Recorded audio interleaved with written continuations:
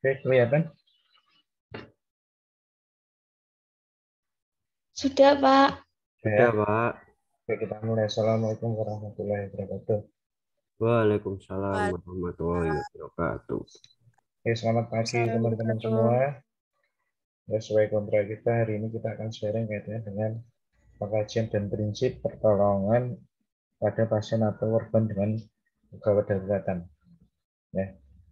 Sebenarnya materi, kalau kita bicara materi pengkajian dan prinsip pertolongan pertama itu, materinya banyak sekali. Cuman kalau kita paparkan di sini semua, yang mungkin waktunya nggak cukup. Nah, jadi saya hanya paparkan kaitannya dengan poin-poin pentingnya saja. Ya, selanjutnya kalian nanti bisa belajar secara mandiri ya.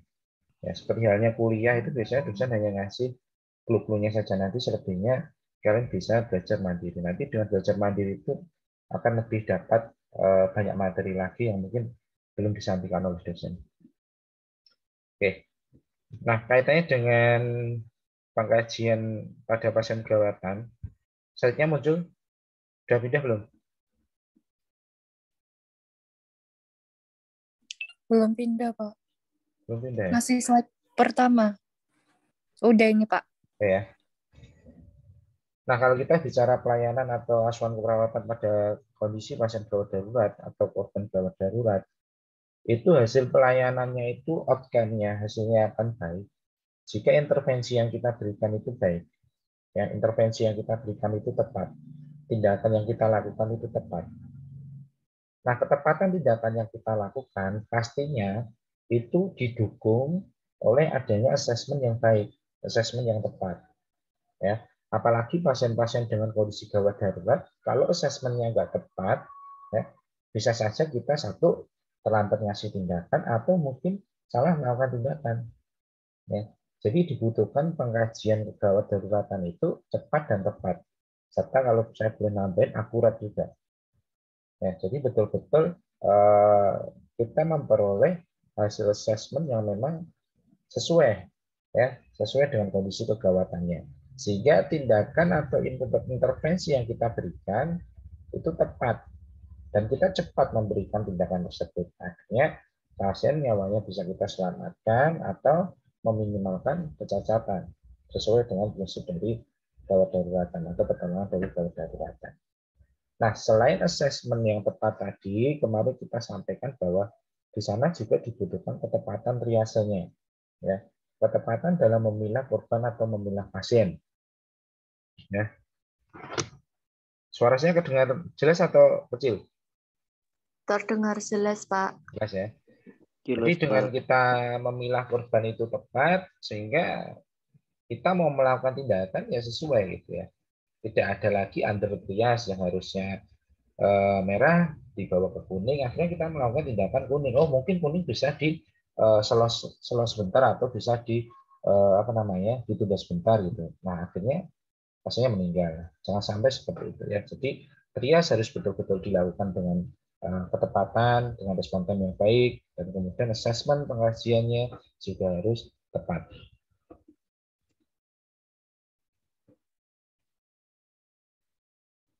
Nah, di pengkajian kegawatan itu kita mengenal istilah ada dua ya, ada primary survey atau initial assessment dan secondary survey.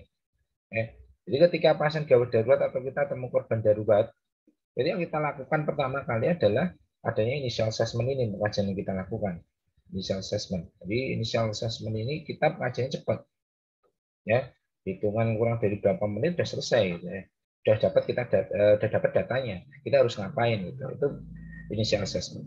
Jika initial assessment itu sudah kita lakukan, ya, sudah kita lakukan, kegawatannya sudah kita tolong, ya, kemudian kita boleh ke secondary survey untuk memastikan apakah ada permasalahan yang lain atau tidak. Ya. Nah, di secondary survey ini kita juga bisa reassessment lagi dari initial assessment tadi, apakah yang di airway breathing sirkulasi tadi itu bermasalah lagi atau enggak. Itu bisa kita ulang lagi. Ya. Jadi di sini intinya adalah initial assessment, kita akan mendapatkan pengajian itu secara cepat, ya, dan ketika ditemukan suatu masalah, ya, langsung ditangani dengan segera, ya, sesuai dengan prinsip gawat daruratan. Nah, Ini yang initial assessment. Ya.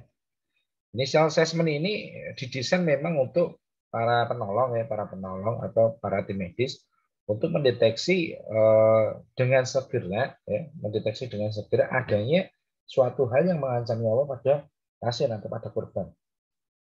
Ya. Misalnya kita ketemu korban. Nah, korbannya itu ternyata dia menurut kalian pingsan, ya, atau mungkin kalau kalian sudah tahu itu nggak sadar misalnya, ya, dia nggak bergerak dan sebagainya. Tapi setelah kita dekati, ya, setelah kita kaji, ya, kita dengar ada suara ngorok, gitu kan, gitu kan. Ya, kalian tahu ya, suara ngorok seperti itu ya. Nah, kalau kalian sudah belajar adanya pasien gawat daruratan, adanya prinsip pertolongan gawat daruratan, dengan adanya suara ngorok atau istilah medisnya ada snoring, ya, adanya ngorok itu berarti itu menandakan bahwa jalan nafasnya itu sedang tidak baik-baik saja. Ya.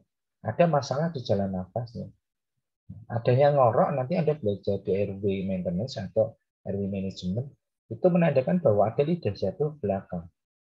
Lidahnya itu jatuh ke belakang. Jadi kalau pasien nggak sadar, ya pasien nggak sadar itu resikonya adalah lidah ini refleksnya akan jatuh ke belakang, akan nutup, ya, akan nutup ke belakang, sehingga dia akan nutup saluran udara, ya, akan nutup saluran udara, airway-nya akan tertutup, parsial separuh, ya, sehingga udara yang masuk juga separuh.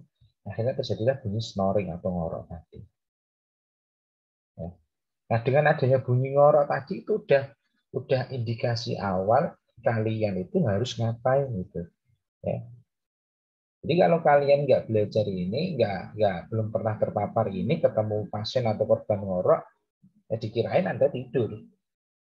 Oh ini pasiennya ya, nggak apa-apa, ini lagi tidur nih, nggak ada ngorok, santai-santai aja gitu ya. Oh padahal itu suatu hal yang berbahaya. Ya, suatu hal yang berbahaya. Jadi ngoroknya itu sebagai petanda kita harus menyelamatkan jalan nafasnya. Ya, harus menyelamatkan jalan nafasnya. Bagaimana caranya? Nah, nanti akan kita pelajari lebih lanjut. Ya. Jadi itu indikasi awal. Contohnya, initial assessment itu cepat seperti itu. Kita datangi korban, kita datangi pasien, oh ada ngorok, oh berarti kita selamatkan dulu jalan nafasnya. Nah, jadi hitungan detik, hitungan nggak sampai berapa menit kita udah dapat hasil. Nah ini suatu hal yang mengancam nyawa ini, ya, itu selalu melibatkan kondisi-kondisi pasien yang mengancam nyawa ini, itu melibatkan ABC. Ya. A-nya apa? A-nya airway, jalan nafasnya. Ya, B-nya breathing-nya, C-nya circulation-nya. Ya. Terutama tiga hal ini, ABC. Ketika ABC ini bermasalah, langsung kita langsung kita koreksi, langsung kita kasih tindakan. Jangan ditunda. Karena ABC ini sangat sekali mengancam nyawa. Contohnya tadi airway-nya tutup. Ya. Contoh ekstrimnya apa? Ketika kalian makan bakso misalnya, mukbang ya. Kalian buat YouTube mukbang. Ya, adalah baksonya bakso lava gede banget ya gitu ya. Anda makan, tiba-tiba ditelepon kesedak lah kalian ya.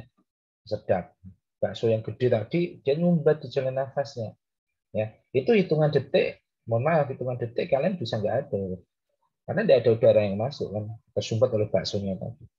Maka ketika kita temukan seperti itu, ya tandanya pasiennya tidak bisa bersuara, pasiennya selalu merespon mencekik lehernya, itu menandakan bahwa ada sumbatan benda asing di jalan nafasnya. Nah, jadi jangan kita tunda, langsung kita keluarkan benda asing tersebut supaya nyawanya selalu selamat. Ya. Kemudian breathing, nafasnya, breathing nafas ya.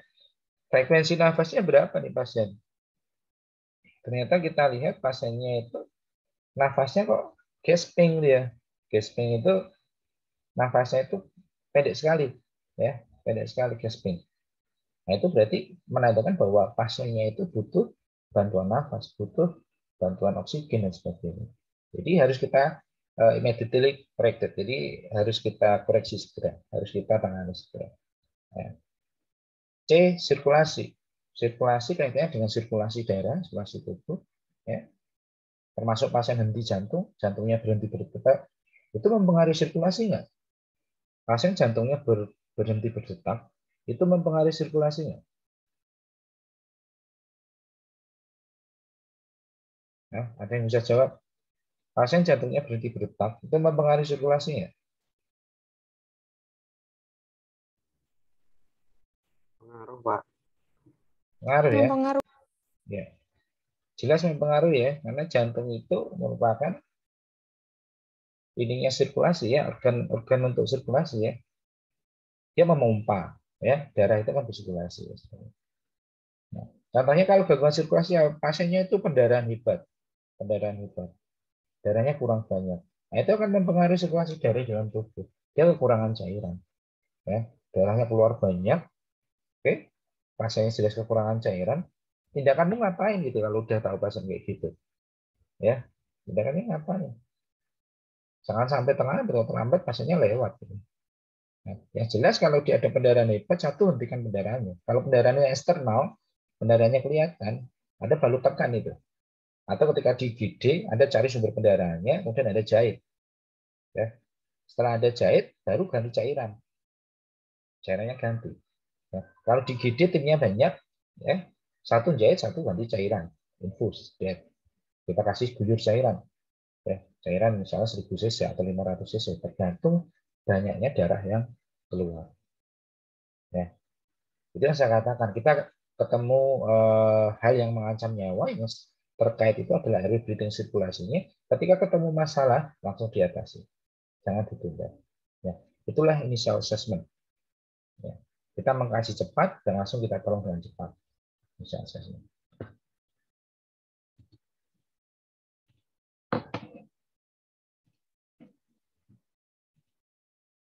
Nah, bagaimana tekniknya untuk melakukan initial assessment? Ya, kita pertama kali melihat korban, kita akan tahu first impression-nya. Ya, pandangan pertama kita itu tahu.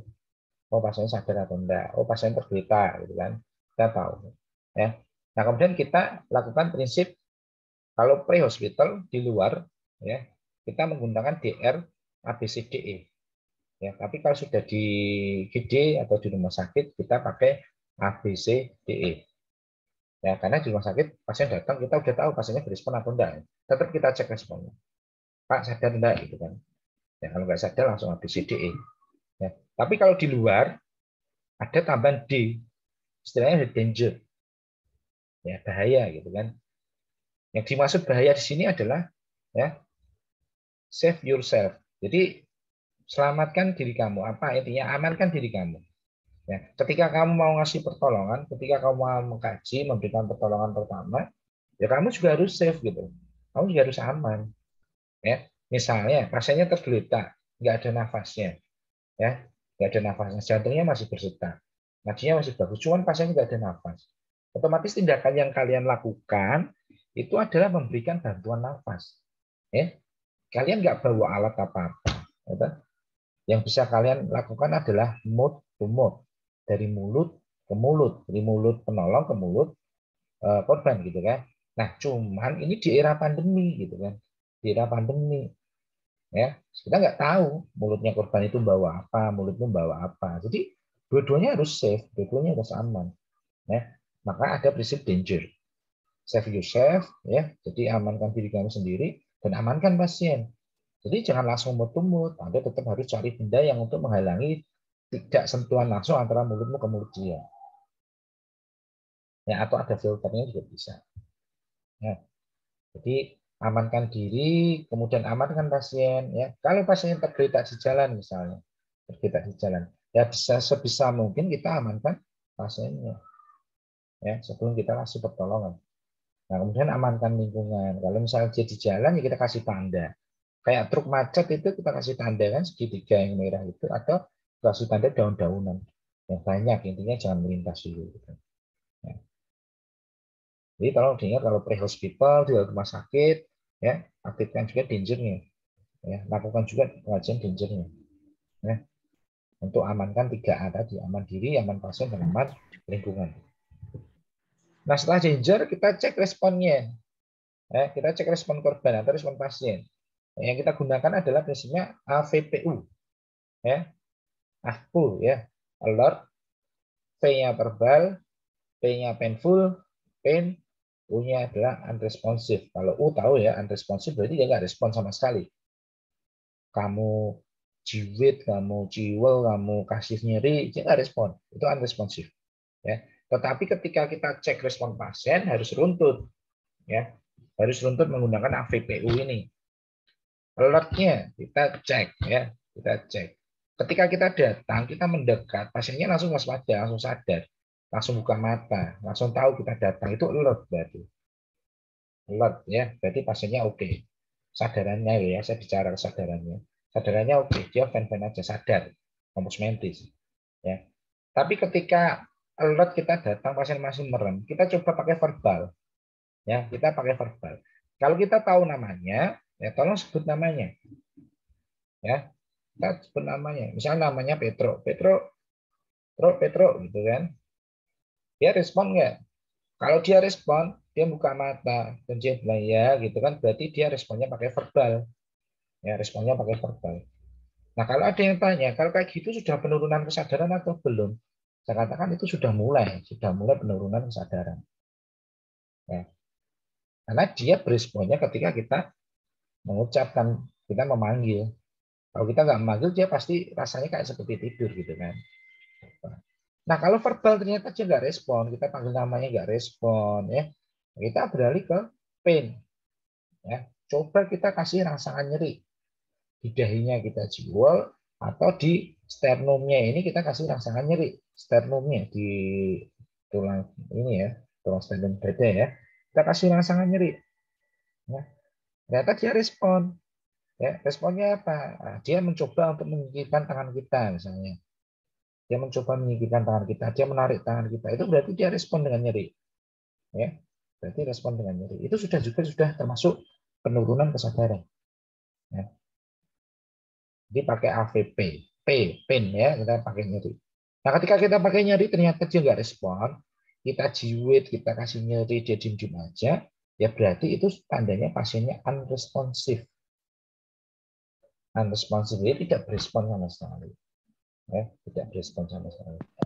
Nah, ketika kita sudah pengajian danger, sudah pengajian respon, kita ketemu pasiennya unresponsive, ya, unresponsive. Nah, kemudian kemarin kita aktifkan sistem SPGDT-nya. Ya, jangan lupa aktifkan sistem SPGDT-nya. Ketika Anda ketemu korbannya di jalan, Anda sendirian, Anda melambaikan tangan ke yang lain, minta tolong, Pak Nyun Sewu, bisa bantu saya gitu ya. Ya, saya minta tolong teleponkan ambulan. Ini ada pasien atau korban nggak sadarkan diri gitu. Nah, itu sudah termasuk mengaktifkan SPGDT. Ya. Tapi kalau ternyata Anda ketemunya bertiga, ya Anda bagi tugas. Yang satu dimintain tolong untuk melaporkan kejadian ini dan meminta bantuan tim medis. Ingat ketika mengkomunikasikan kemarin harus detail. Ya. Ya, mohon maaf dengan ambulan ini ya, sebutkan ini ada korban laki-laki atau perempuan umurnya sekitar segini gitu. Ditemukan tergeletak di jalan, kondisinya seperti ini. Kondisinya yang kalian temukan itu ceritakan. Kalau memang dia nggak respon, nggak sadar, sampaikan nggak sadar. Ya, kalau dia ada pendarahan, sampaikan ada pendarahan. Supaya apa? Ketika tim datang itu dia sudah siap. Ya, sudah siap dengan peralatan yang digunakan, sudah siap dengan tindakan apa yang akan dilakukan seperti ini. Ya. Jadi tetap aktifkan SPGDT. Oke. Setelah Anda telepon tadi, ya Anda mulai untuk melakukan initial assessment. Ya, initial assessment-nya apa? Kita menggunakan prinsip A, B, C, D, E. Ya. Nah ini. A-nya RW. Ya. Antara kasus trauma dan trauma itu sama. Ya, tetap kita kasih RW-nya. Cuman bedanya adalah kalau kasus trauma itu RW-nya plus cervical control.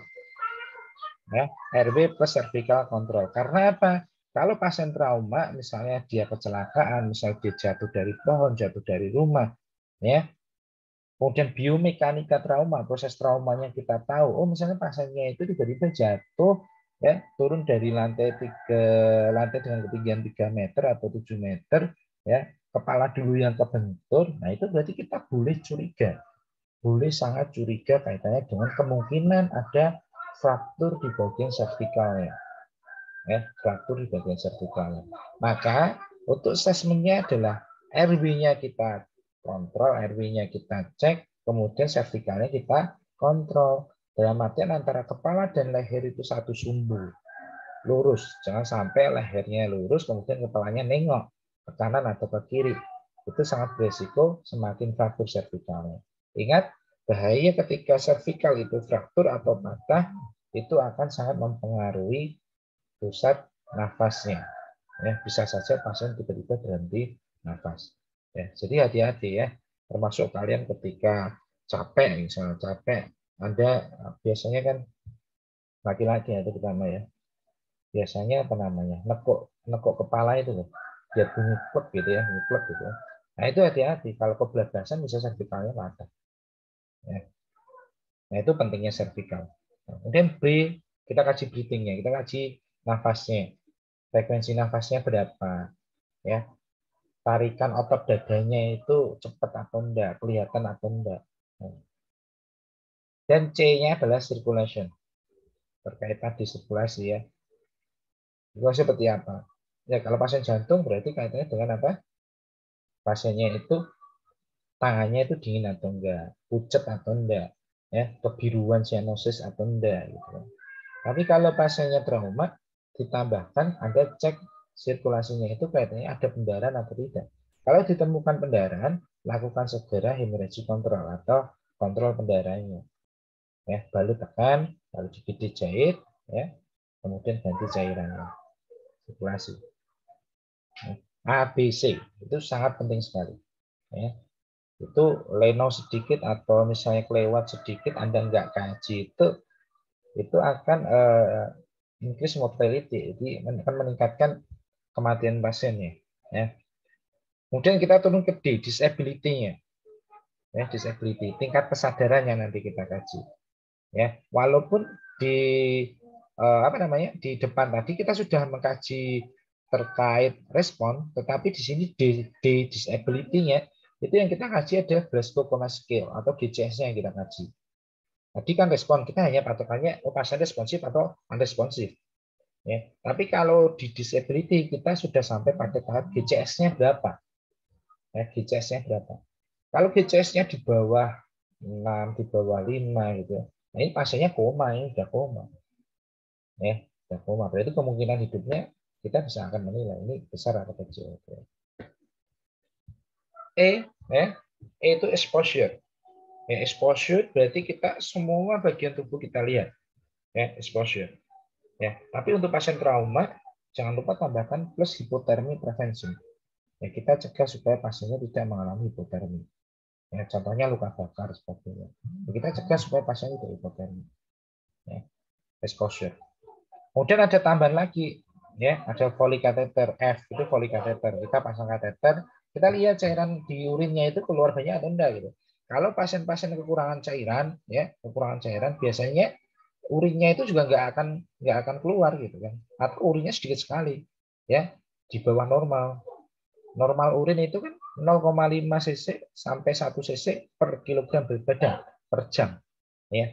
0,5 sampai 1 cc per kilogram berat badan per jam. Ya, kalau misalnya berat badanmu 50, ya berarti harusnya maksimalnya itu 50 cc, ya, 50 cc per jam. Ya, 50 cc per jam. Ternyata ketika satu shift, ya, ketika satu shift itu 7 jam ya, urinmu cuma keluar dia hanya 75 cc. Nah, berarti itu kurang. Padahal tadi cairannya sudah banyak gitu. Nah, itu menandakan shock maksudnya. Menandakan ada masalah di sirkulasi cairan. Ada masalah kekurangan cairan. Kemudian dari F turun ke G, gastric tube ya.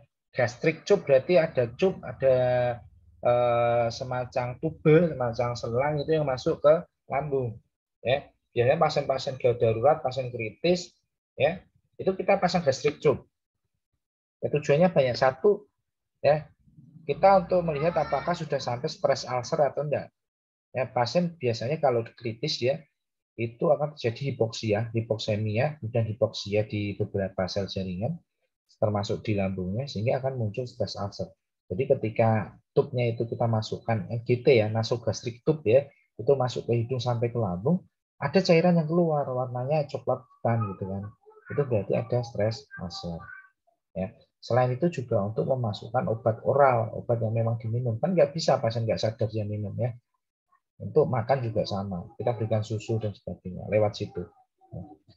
Kemudian H adalah heart monitor dan pulse oximetry.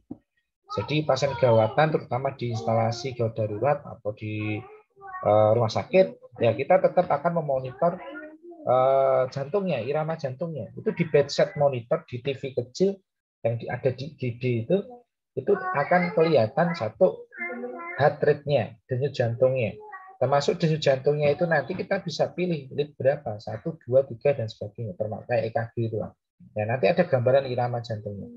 Ketika ada perubahan irama kita bisa langsung tahu oh tindakannya ngapain. Ya. Kemudian selain heart rate ada RR-nya, frekuensi nafasnya, ya. Kemudian ada SpO2. SpO2 itu saturasi perifer oksigen. Jadi kandungan oksigen yang ada di perifer. Ya, RR, SpO2, heart rate, ya, dan suhu. Termasuk tensi itu juga bisa kita pantau lewat bedside monitor. Ya. Jadi initial assessment itu prinsipnya itu tadi. Ya, pre-hospital ada danger and response. Ya, kemudian di intra-hospital di rumah sakit ada respon, kemudian ada ABCDE. Ya, ABCDE. Di pre-hospital pun ABCDE juga harus dilakukan. Ya. Kemudian ada tambahan kalau di rumah sakit ada FGH, catheter, gastric tube, and heart monitor. Ya.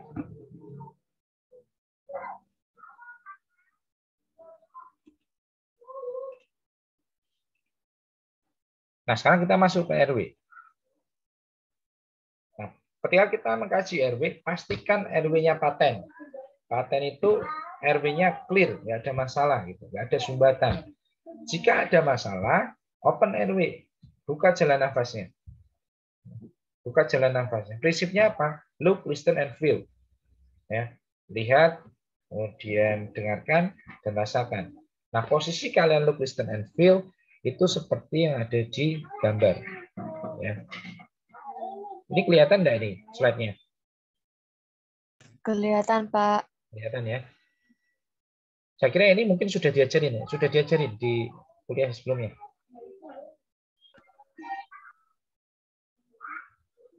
Sudah belum?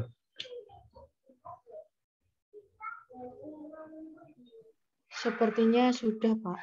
Sudah ya. Berarti nggak usah tak jelaskan panjang lebar ya. Jadi prinsipnya kalau look, listen, and feel seperti yang gambar yang Anda lihat, ya, jangan lupa Anda buka jalan nafasnya sebelum mengkaji look, listen, and feel. Buka jalan nafasnya kalau di gambar itu menggunakan head tit yang tangan kiri untuk membuka dahinya, kemudian chin lift itu yang tangan kanan untuk membuka dagunya. Ya, itu head tit chin lift. Ya. Telinganya Anda dekati, Anda dekatkan dengan mulutnya pasien. Ini kita di luar corona ya. Dekatkan dengan mulut pasien. Nah, kemudian Anda dengarkan dan rasakan. Ya, dengarkan dan rasakan. Satu, dengarkan ada suara nafas tambahnya atau tidak. Ya, ada suara nafas tambahnya atau tidak. Kemudian rasakan itu, rasakan ada hembusan nafasnya atau enggak. Ada hembusan nafasnya enggak. Nah, kemudian matanya ini, itu ketika Anda buka jalan nafasnya, Anda coba lihat di dalam mulut itu ada benda atau enggak, gitu kan? Ada sumbatan enggak? Ya, ada sumbatan enggak? Kemudian ada curiga fraktur servikal enggak? Kita curiga dari mana? Satu, ada jejasnya. Di dada ada lecetnya, di leher ada lecetnya. Itu kita boleh curiga. Atau kita tahu pasiennya itu jatuh kepalanya kebentur atau cedera kepala gitu. Nah, itu boleh curiga. Ya. Nah, selain itu look-nya itu matamu juga melihat adanya retraksi di dadanya. Ya, seperti gambar tadi, gambar itu Anda melihat ya. Itu matanya fokus ke dadanya. Dadanya kita lihat ya, apakah antara kanan dan kiri pergerakannya sama atau enggak? Jangan-jangan satunya ketinggal gitu kan. Bisa saja ya, dada satunya itu nafasnya ketinggal. Ya. Ada retaksis dia, atau ada penyempitan. Parunya satunya kempes gitu kan. Kempesnya paru ada banyak faktor ya, ada banyak faktor. Ada banyak penyebab. Nah, itu harus kita kaji. Ya, itu termasuk kegawatan. Itu look-nya.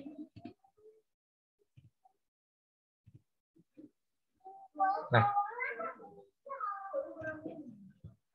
ketika suspek atau ketika kita curiga fraktur servikal, ya, tadi indikasinya ada trauma kepala, trauma kapitis. Itu kita curiga fraktur servikal. Atau multiple trauma. Multiple trauma itu dia ada patah di mana-mana itu. Tangan patah, kaki patah, ya. Kemudian perutnya ada traumanya. Nah, itu boleh kita curiga servikalnya juga bermasalah. Ada curiga fraktur, ya. Kemudian ada jejas atau lecet di leher, kemudian di klavikula. Nah, itu kita curiga fraktur servikal. Maka lakukanlah cervical control. Ya, harus dikontrol cervicalnya. Kalau kita nggak punya alat, nah dari tangan kita dua-duanya main, tangan kanan dan kiri, ya kita masukkan di bawah lehernya, kemudian lengan tangannya ini untuk mengapit kepalanya. Jadi antara leher dan kepala itu jadi satu sumbu. Jadi satu sumbu lurus. Jadi ketika pasiennya dimiringkan, kepala dan leher juga ikut miring semua. Lurus itu. Nah, itu kontrol cervical. Tapi kalau kita digigit, kita di rumah sakit atau kita di rumah sakit lapangan, kita bawa neck collar, ya pasang neck collarnya. Ya. Neck collar itu jenisnya banyak. Ada yang rigid, ada yang lunak dan sebagainya. Ya, tergantung kebutuhan. Ini contoh gambar itu contoh dari neck collar. Ya. Posisinya seperti itu. Berarti kita menstabilisasi antara kepala dan leher. Ya, karena saking pentingnya fungsi dari servikal, saraf-saraf di servikal itu sangat penting sekali. Ya. Nah, kita mengkaji jalan nafas pasien itu ketika pasien datang atau kita datangi pasien kemudian kita tanya, Pak, namamu siapa? Gitu. Dia jawab Petro gitu, dengan lancar. Itu kita sudah bisa, oh pasiennya ini RW-nya clear karena dia bisa bicara secara lancar. Kalau ada sumbatan di sana, entah itu parsial atau total, itu pasti ada perubahan suara. Ada suara tambahannya. Kalau total mungkin bahkan dia tidak bisa bersuara kalau total. Tapi kalau sebagian itu pasti akan ada suara tambahan lain yang muncul. Yang ngorok tadi salah satunya. Ya.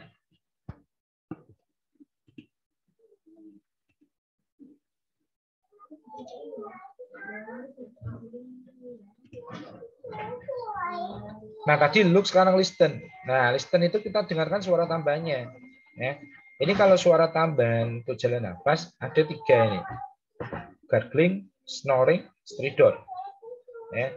Gargling, snoring, stridor. Gargling itu suaranya kayak ada berkumur-kumur dengan air atau dengan minum, ada kumur-kumur gitu kan. Itu gargling. Ya, itu gargling. Berarti menandakan bahwa di jalan nafasnya pasien itu banyak cairan. Ya.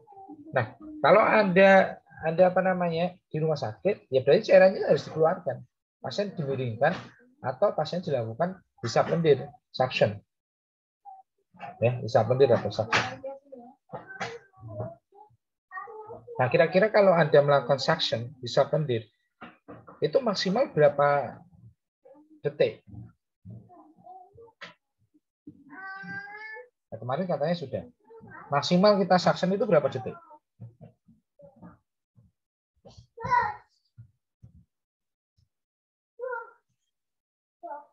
Ada yang bisa jawab? 15 bukan, Pak? Kenapa? 15 detik mungkin, Pak. Maksimal 15 detik. Oke, 10 sampai 15 detik. Kenapa kira-kira kita harus cepat?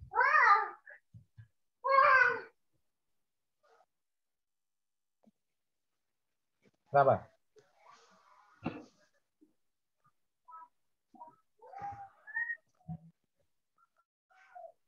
Ada yang bisa? Kenapa kita suction itu tidak boleh lama, tidak boleh lebih dari 15 detik? Mungkin biar tidak memicu aspirasi, Pak. Tidak memicu aspirasi. Oke, ada yang lain? Yang paling penting apa?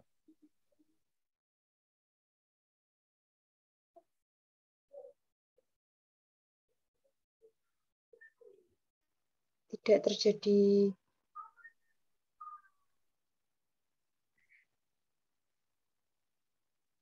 asam lambung naik, Pak. Asam lambung naik. Oke, ada yang lain? Nggak apa-apa. Ada yang lain?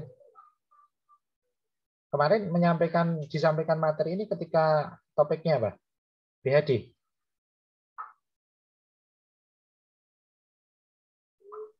Sebenarnya sepertinya itu Pak, disinggung secara tipis-tipis Pak, bukan secara spesifik. Ayo pas materi apa? BHD atau apa?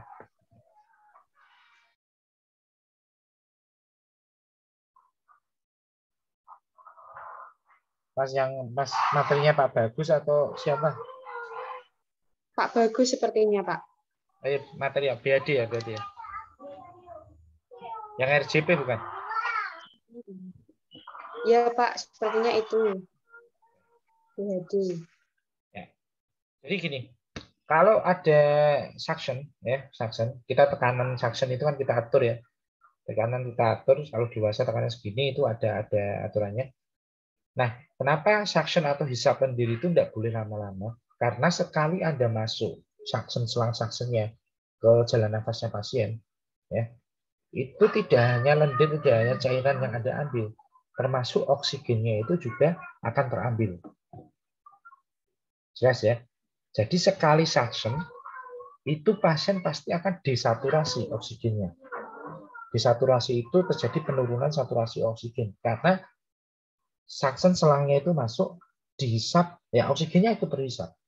Maka tidak boleh lama-lama. Nanti dikatakan maksimal 10-15 detik. Nah, dan sebelum tindakan suction, diharapkan adalah kita memberikan hiperoksigenasi pasien dulu. Pasien oksigennya kita tambahin dulu sebelum suction. Ya, supaya ketika kita suction oksigennya turun itu tidak terlalu jauh. Pasien sudah siap, kita tambahkan dulu tadi di awal. Paham ya? Jadi ketika nanti ada di rumah sakit, ya ada garbing tuh pasien, grok. Nah, ada saking gemesnya, ya, ada siap suction, ada sedot. Wah, sedotannya banyak, serut. Kadang kan kita, wah ini mantap, ya sedotannya mantap ya kan. Wah, pengen nyedot lagi dan sebagainya. Ya, tapi Anda tidak memperhatikan bahwa suction itu harus secepat mungkin, jangan terlalu lama, karena desaturasi oksigen. Nah, itu yang harus diperhatikan. Jadi, prinsipnya adalah supaya tidak terjadi desaturasi oksigen. Kalau desaturasi oksigen, bahaya dia kurangan oksigen nanti. Ya. Nah, snoring, ngorok, ya, snoring, ngorok. Tadi karena lidahnya jatuh belakang, refleksnya, ya, sehingga harus kita buka. Bukanya dengan cara apa? Kita pasang OPA, ya, kita pasang gudel, kita pasang mayo, itu nama merek ya. Nama merek itu gudel, mayo, sebagainya. OPA itu oropharyngeal airway, oral mulut ya, pharyngeal sampai ke faring, airway jalan nafas. Jadi kita membuka jalan nafasnya itu dengan cara memasukkan OPA tadi ke mulut supaya lidahnya tidak jatuh. Kalau lidahnya tidak jatuh, otomatis jalan nafasnya akan terbuka. Kalau lidah jatuh ke belakang, jalan nafas akan tutup parsial, tutup sebagian. Maka itu akan mempengaruhi oksigen yang masuk. Maka harus dibuka dengan jalan kita kasih OPA tadi. Ya. Nah, bunyi tambahnya ketiga adalah stridor. Stridor ini biasanya terjadi pada pasien-pasien dengan edema laring, ada bengkak di laring. Nah, kalau kita bicara jalan nafas itu, kan ada hidung dan mulut, ya. Kemudian ada nasal cavity, hidung itu turun ke nasal cavity kemudian turun ke faring, ya. Faring turun ke laring. Nah, laring ini ada pita vokalis, ada pita suaranya. Maka ada mangap, ada buka mulutnya, itu udara masuk, pita vokalisnya bergetar. Sehingga saya dan Anda itu bisa ngomong, bisa bicara. Nah, itu di laring. Nah, coba dibayangkan kalau misal edemnya di laringnya itu ada edem, bengkak, berarti itu akan menutup jalan nafasnya, walaupun sebagian. Sehingga pita vokalis yang ada di sana, ya, itu hanya bergetar sedikit karena udara yang masuk sedikit. Efeknya apa? Satu, jelas dia akan kurang oksigen. Yang kedua, tandanya apa? Dia akan suaranya serak, ya, atau bahkan sulit bicara. Ya, berarti kalau suaranya serak, kita temu pasien dengan luka bakar misalnya ya. Luka bakarnya kena daerah wajah dan leher. Kemudian kita kaji, Pak, saya namanya siapa? Nah, dia menyampaikan namanya ini kejadian luka bakar, tapi suaranya serak. Dan jangan Anda pikir, oh ini calon vokalisnya Jamrut, itu jangan. Ya, calon vokalis yang lain gitu jangan ya. itu berarti menandakan bahwa di RW-nya ada masalah, kemungkinan edema laring tadi. Jadi harus segera ditangani ya dengan RW definitif, dengan jalan nafas buatan. Ya. Nanti jalan nafas buatan seperti apa kita jelaskan di pertemuan yang nanti selanjutnya ya. Jadi kita pakai alat untuk membuka jalan nafas tersebut. Oke, itu listen ya. Mungkin dari listen ini ada yang kurang jelas sebelum saya lanjutkan. Ya, additional sound breath-nya yang kita kaji itu apa? Sudah jelas belum?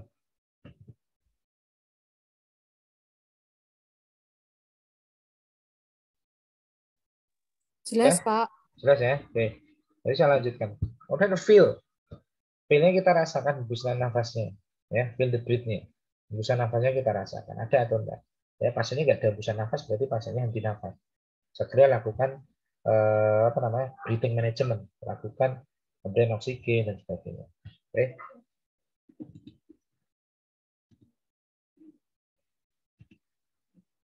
Nah, ini yang harus kalian ingat. Ya. Gangguan airway, ya, gangguan airway itu merupakan pembunuh tercepat. Jalan nafas tersumbat itu merupakan pembunuh tercepat. Ya, Anda coba bayangkan ada kesumbat, teman-teman atau yang lain itu kesumbat jalan nafasnya dengan bakso tadi misalnya. Apa kita bisa nunggu hitungan menit? Nggak sampai. Ya, nggak sampai hitungan menit pasti dia akan lewat. Ya. Nah, saya katakan RW itu pembunuh tercepat. Maka ketika mengkaji pasien, menyelamatkan korban, RW-nya patenkan, clearkan RW-nya dengan segera, ya, supaya life threatening-nya atau menyelamatkan nyawanya juga menjadi prioritas, menjadi istilahnya tingkat keberhasilan tinggi. Ya. Oke, itu RW ya. Kemudian kita ke breathing.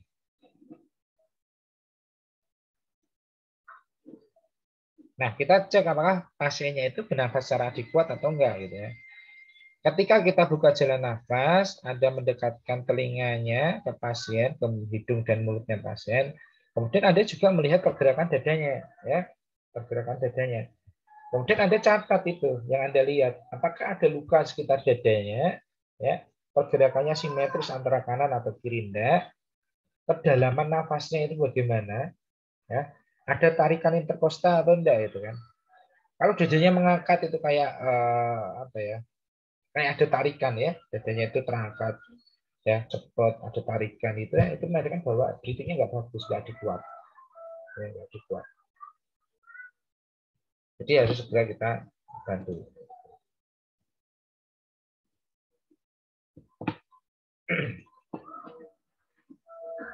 Nah, ini cedera torak ya, cedera torak, cedera dada itu yang menghasilkan gangguan ventilasi berat, gangguan ventilasi yang berat. Itu ada macam-macam ya. Ada tension pneumotorak ini, kalau gambar kelihatan ya, ada tension pneumotorak, open pneumotorak, close pneumotorak. Ya. Tension itu ada lubang di sini, ada lubang di pleuranya, ya, ada lubang, tapi sifatnya ventil. Jadi udara itu dia bisa masuk lewat lubang tersebut di dada itu, dia bisa masuk lewat lubang itu. Tapi ketika kita expirasi, ketika kita menghembuskan nafas, udara itu nggak bisa keluar, dia terjebak di kafum pleuranya, ya, di rongga pleuranya. Sehingga apa? Sehingga rongga pleura ini terisi penuh udara karena sekali masuk inspirasi, ya, kita menghirup udara itu masuk ke kafum, Tapi ketika kita expirasi, ya, udara itu malah nggak bisa keluar, terjebak karena lubangnya tadi sifatnya ventil. Ventil itu dia akan buka, tapi ketika ada dorongan dari dalam dia malah justru nutup, udara nggak bisa keluar. Maka di kafum pleura ini seperti gambar di tension pneumotorak itu Anda lihat, ya, itu kafum pleura itu terisi tekanan positif udara. Dampaknya apa? Itu akan mendesak paru. Parunya akan mengecil. Nah, ini Anda lihat gambarnya yang merah, yang tension itu, parunya itu akan mengecil. Nah, ini kegawatan dia. Gawat kalau tension pneumotorak. Ya. Resikonya apa? Dengan tekanan positif tadi, itu nggak hanya parunya yang mengecil, tapi dia mendesak vena cavanya jantung. Ya. Vena cava jantung ini dia akan mendesak.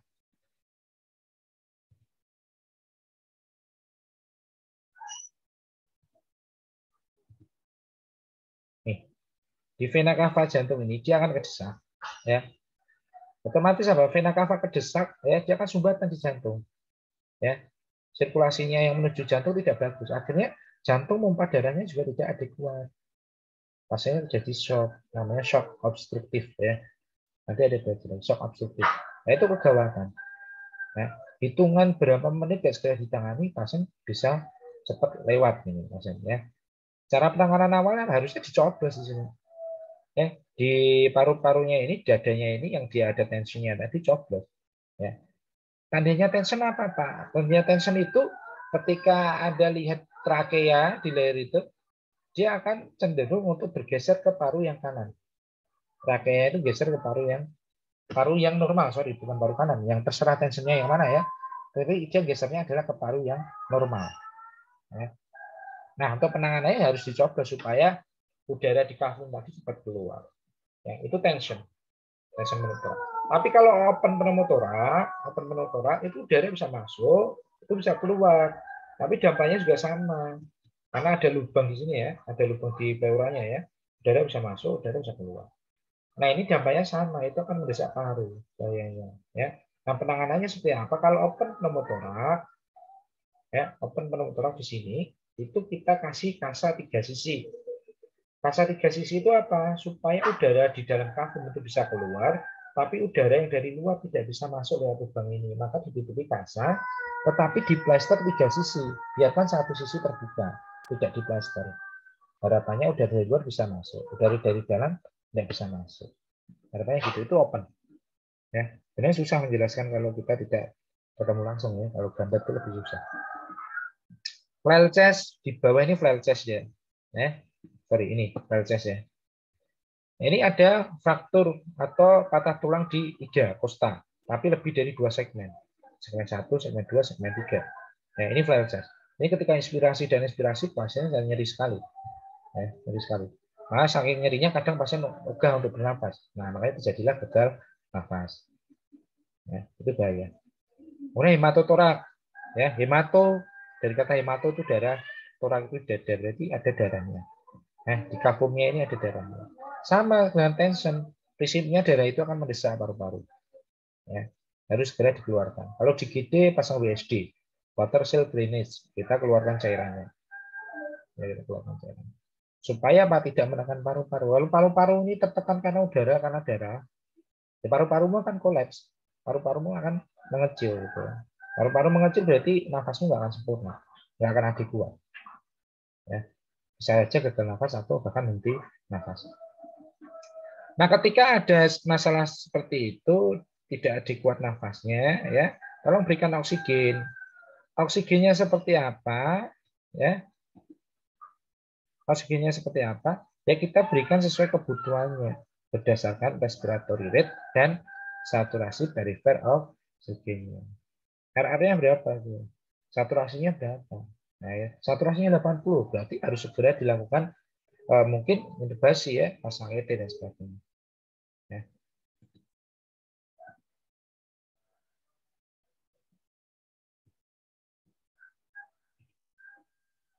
Oke, slide-nya sudah berubah? Sudah, Pak. Oke, sekarang kaitannya dengan apa namanya? Sirkulasi ya, sirkulasi and breathing control. Jadi kita kontrol kendaraannya. Ya. Nah, kita lihat, kita raba pasiennya itu punya nadi yang kuat enggak? Nadi mana yang kita raba? Ya. Kalau pasiennya itu sadar ya kita coba raba nadi radialnya. Ya, oh radialnya kok nggak teraba misalnya.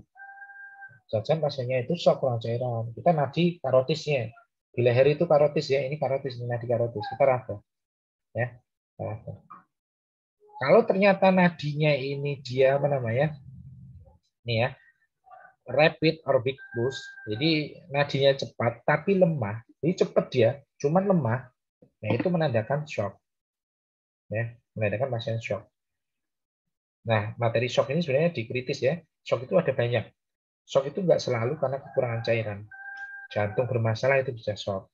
Ya, pasien kena infeksi bisa shock. Kalian alergi makanan bisa sampai shock itu. Jadi shock nggak hanya cairan. Oke. Nah, apakah itu ada pendarahan yang serius? Itu harus kita kaji.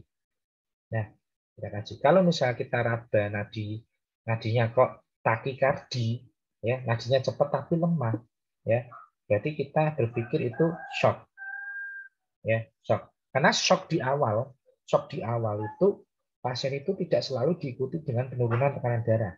Kalau masih awal itu tekanan darah mungkin masih normal, tetapi heart rate-nya itu mulai takikardi lebih dari 100. Ya, kita boleh curiga ke sana. Nah, makanya dicek kalau sirkulasi, ya, pasien-pasien trauma apakah ada serius bleeding atau enggak, pendarahan serius atau enggak.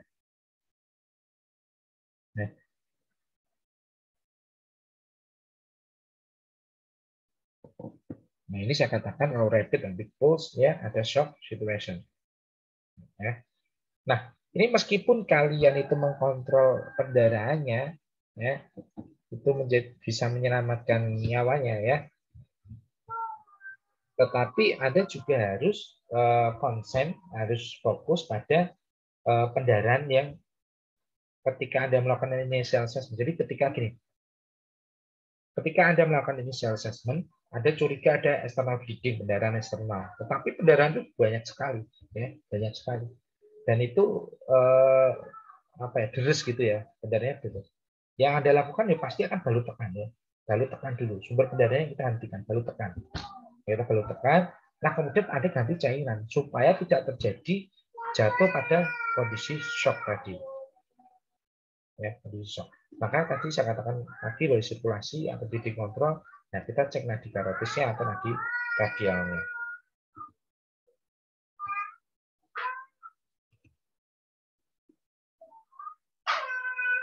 Nah, ini periksa juga warna kulitnya, apakah pucat atau enggak, ya, suhunya dingin atau enggak, akralnya dingin atau akral itu di tangan salinitas, ya, baik salinitas atas atau salinitas bawah. Dinginnya itu bukan dingin karena AC, beda, ya. Jadi kita lihat tangannya kok pucat atau kebiruan, kemudian dingin, itu berarti menandakan shock. Nah, ini tanda shock hipovolemik atau hemorrhagic karena dia pendarahan atau kurang cairan, itu ada pucat, ya, akral dingin, nadi kecil dan cepat tadi, ya, rapid and weak pulse, ya, cepat dan lemah, cepat dan kecil, ya, baik radialis, femoralis atau karotis, itu menandakan tanda shock. Ya. Dan ini ditekankan bahwa shock di awal itu belum tentu tekanan darah turun. Jadi kalau Anda beranggapan bahwa shock itu harus tekanan darah turun, itu salah. Karena tahapan shock itu ada 3, ya. Tahapan yang pertama itu dia masih hemodinamik masih fine, tetapi heart rate-nya dia naik. Baru nanti diikuti tekanan darah mulai turun dan sebagainya. Ya, itu tanda awal pre-shock.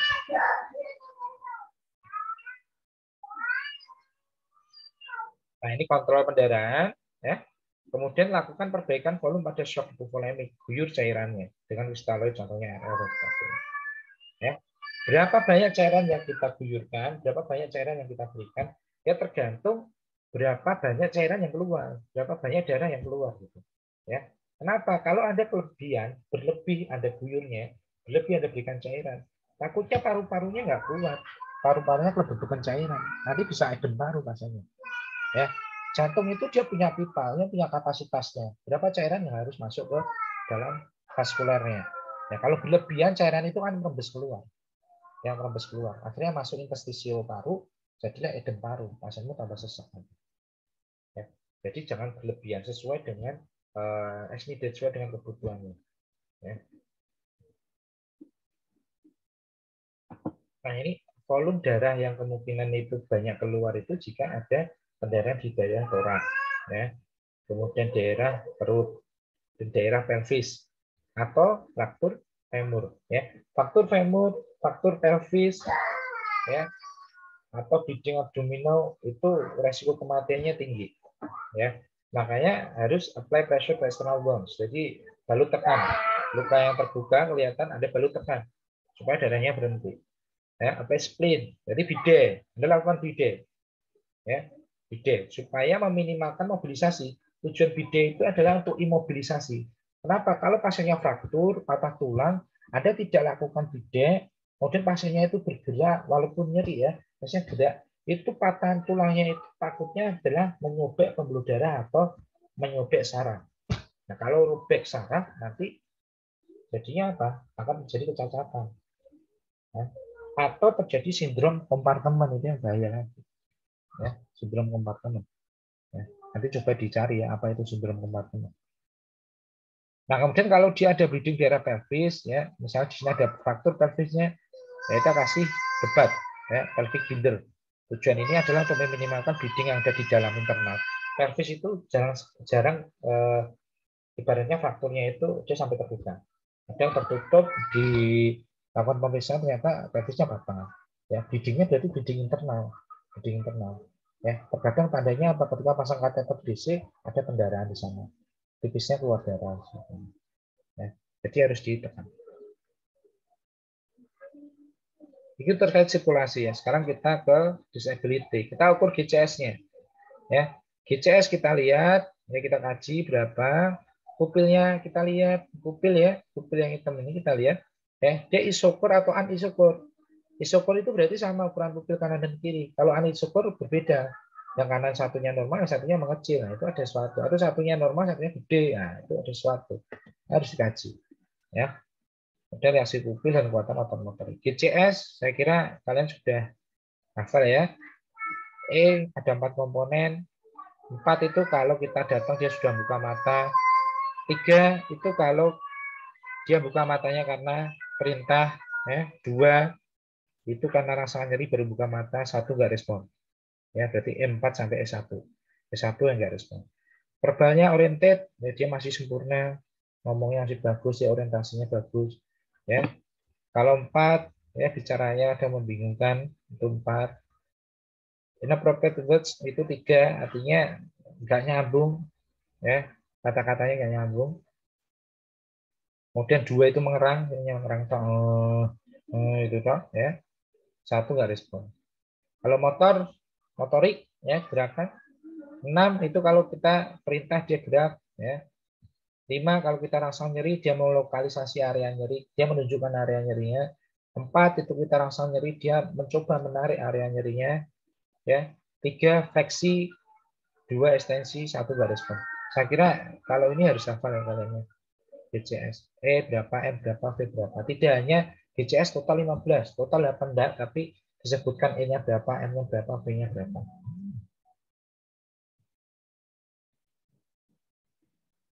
Nah, tadi D disability, sekarang exposure. Ya. Exposure berarti kita remove all partial clothing. Artinya penghalang-penghalang untuk kita melihat exposure secara keseluruhan kita remove dulu. Kita remove, ya. Atau paling enggak bajunya kita singkapkan. Nah, kemudian ada periksa keseluruhan dari body pasien. Ya.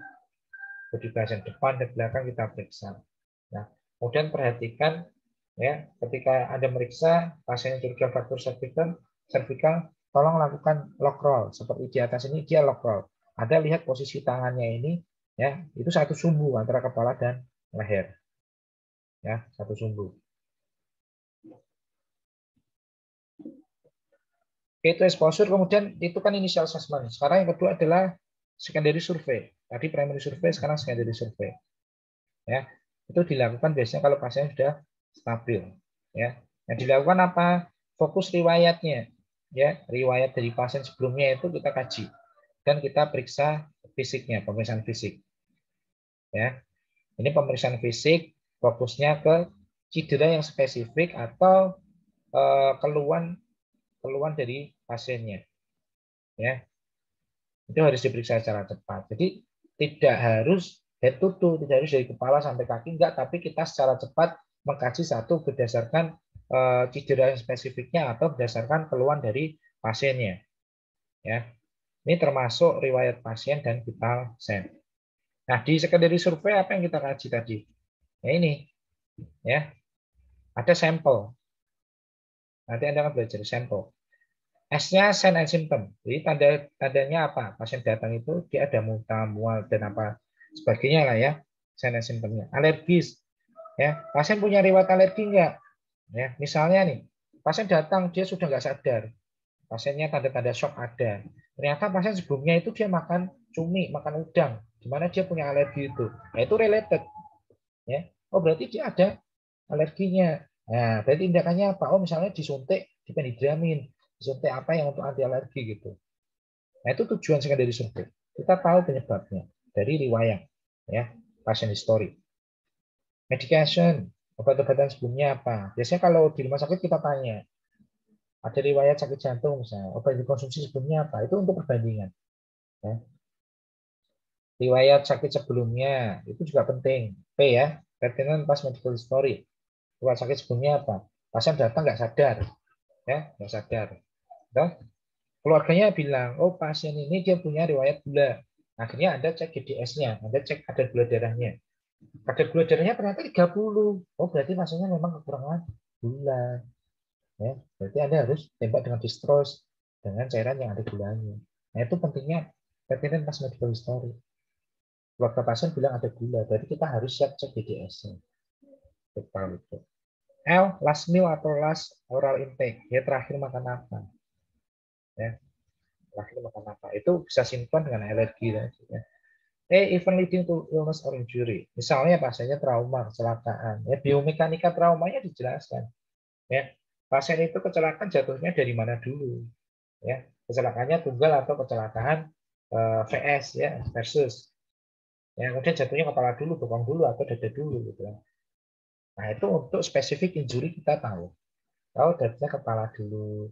Oh, berarti kita harus berpikir oh kepalanya mungkin kebentur, cervicalnya mungkin kita curiga ada fraktur, itu bisa.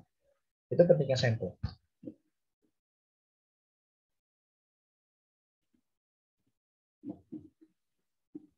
Nah, kalau pasien mengeluh nyeri, ya, mengeluh nyeri dan kondisinya stabil, ya, tolong kaji nyerinya, PVRST.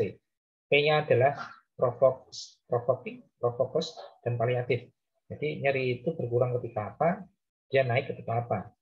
Ya, provoks dia naik nyerinya ketika apa. P-nya quality-nya. Karena apa? Quality nyeri itu nyerinya itu beda-beda penyebabnya. Misalnya nyeri jantung itu rasanya beda dengan nyeri abdomen. Kolik misalnya. Kolik itu nyerinya kan kayak gitu. Nah, nyeri jantung rasanya seperti terbakar, seperti tertindih benda berat, ya. Itu nyeri jantung. R-nya regio. Nyerinya di mana itu R, regio? Apakah hanya di ulu hati ya atau dia menjalar sampai ke belakang? Kalau jantung kan menjalar sampai ke belakang. Ya. Akut miokard infark itu menjalar sampai ke bahu.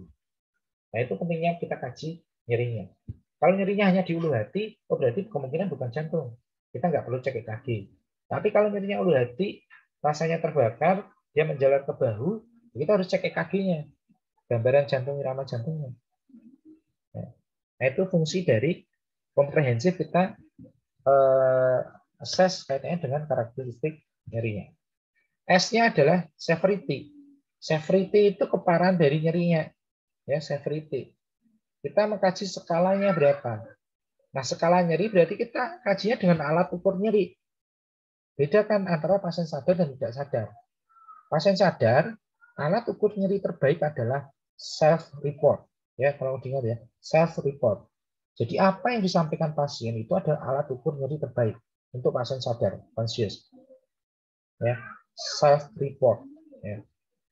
Nah, self-report itu pakai apa? Ada numeric typing skill, ada visual analog skill, ada Baker face skill, ya itu self-report. Tapi kalau nggak sadar pasiennya, berarti dia nggak bisa menyampaikan. Pasien nggak sadar itu nggak bisa menyampaikan nyeri. Ya, maka kita lihat nyerinya adalah pakai behavior, pakai perilakunya. Pasiennya gelisah dan sebagainya. Walaupun nggak sadar, pasien bisa gelisah. Ya. Alat ukur yang direkomendasikan untuk pasien yang unconscious, yang nggak sadar, itu pakainya adalah behavior and skill BPS atau CPOT. CPOT itu critical ill patient observational tool, ya. BPS atau CPOT, critical ill patient observational tool, ya. Nanti coba Anda cari materinya. Itu untuk pasien yang nggak sadar. Ya. Nah setelah itu baru lakukan pemeriksaan penunjang, darahnya kita ambil, ronsennya kita dadanya kita ronsen atau daerah yang tadi cedera kita ronsen. Ya, kalau perlu CT scan, kalau dia ada trauma kepala, kita CT scan kepala untuk lihat ada pendarahan di kepala atau enggak, ada fraktur di kepala atau enggak. Nah, itu fungsi dari pemeriksaan penunjang. Ya, jadi saya katakan kalau pelayanan gawat darurat itu di IGD itu pasti akan melibatkan multiple disiplin ilmu. Nggak hanya perawat, nggak hanya dokter, ya, nggak hanya radiologi, radiografi, nggak hanya farmasi, ya semua terlibat. Supaya kerjanya cepat, pasien tertangani, lab treatment-nya bagus, ya, nyawanya selamat. Begitu ya, itu kaitannya dengan pelayanan gawat darurat. Oke, saya kira itu kaitannya dengan pertolongan pertama dan assessment tadi untuk pasien-pasien atau korban gawat daruratan. Ya. Mungkin ada yang disampaikan atau ada yang kurang jelas, atau mungkin diklarifikasi, ada beda dengan dosen yang lain atau bagaimana, monggo.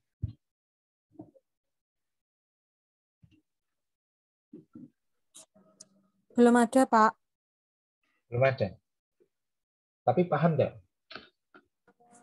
Ya, lumayan Insya paham. Allah. Insya Allah paham. Insya Allah paham, Pak. Lumayan ya. Jadi nanti saya harapnya ketika ujian bisa ya, karena kalau saya buat soal biasanya tidak ini ya, lebih ke kasus ya. Kasus misalnya pasien itu ketika kita kaji muncul bunyi kayak gini, apa yang kalian lakukan gitu. Jadi jawabannya hampir sama. Semuanya opening airway, semuanya manajemen airway. Cuman ada satu jawaban yang mungkin lebih tepat gitu. Ya. Jadi tolong nanti dipahami. Oke, Baik, nggak ada Pak. yang ditanyakan? Belum ada, Pak. Belum ada. Berarti saya tinggal satu pertemuan ya. Iya, Pak. Oke, Kurang satu. kurang satu pertemuan. Jadi gini, karena yang topik selanjutnya itu kan physical assessment ya, pemeriksaan fisik ya. Ya nggak?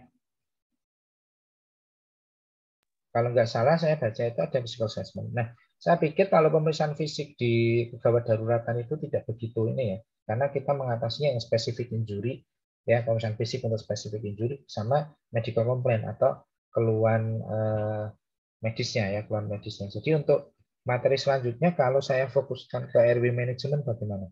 Karena airway management itu masih banyak hal yang harus disampaikan seperti opening airway-nya seperti apa, kemudian cara untuk membebaskan jalan nafasnya seperti apa. Itu sudah dijelaskan detail sebelumnya atau belum? Kalau belum nanti tak sampaikan di pertemuan terakhir. Sepertinya belum disampaikan, Pak. Belum ya. Jadi materinya saya ganti itu, setuju nggak? Airway management sama breathing management. Yang untuk pemeriksaan fisiknya itu, Pak. Ya. Oh iya, tidak apa-apa, Pak. Tapi tergantung teman-teman yang lain juga bagaimana gitu, Pak. Kalau kemarin saya bilang Bu Jujo itu nggak apa-apa, karena memang saya menyampaikan kalau physical assessment dengan materi yang saat ini itu dia related, dia akan gabung, physical assessment gabung di dalamnya. Dan itu materinya cuma tadi saya sampaikan. Intinya adalah kita pemeriksaan fisiknya di spesifik injury-nya atau medical complaint-nya sesuai keluhan pasiennya. Maka saya pengennya topik yang terakhir ini topik yang memang betul-betul yang apa ya, yang pegawatan banget gitu loh. Yang harus dilakukan apa ketika ada di lapangan atau di ini. Saya kira sih nggak masuk. Jujur juga oke, kan aja. Jadi nanti yang Baik, materi Pak. berikutnya itu ya, airway management ya. Baik, Pak. Baik, Pak. Cuman kemungkinan saya nggak tahu apakah saya bisa besok atau enggak ya. Ini kan saya masuk sore. Nanti kalau besok bisanya jam berapa? Kayaknya Besok belum ada sepertinya- jadwal. Iya, Pak. Besok belum ada jadwal, Pak. Kurang